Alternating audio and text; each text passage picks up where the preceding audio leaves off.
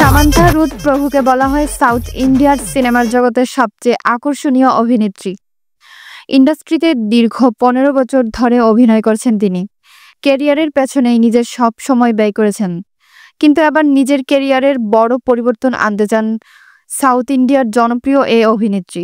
বর্তমানে তার কাছে সবকিছুর ঊর্ধ্বে মানসিক ও শারীরিক স্বাস্থ্য। এই কারণে তিনি এখন বেছে বেছে সিনেমা করতে চান। সম্প্রতি গণমাধ্যমকে দেওয়া এক সাক্ষাৎকারে সামান্থা জানিয়েছেন তিনি এখন থেকে শুধুমাত্র সেই কাজগুলোই করবেন যা তার মনের মতো হবে এবং যেগুলোতে তিনি পুরোপুরি আগ্রহী।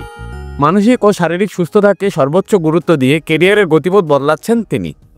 সামান্থা বলেন, আমি এমন কিছু কাজ করব যা করতে আমি অত্যন্ত আগ্রহী এবং সেই সাথে আমার শারীরিক ও মানসিক ফিটনেস নিয়েও সচেতন থাকব।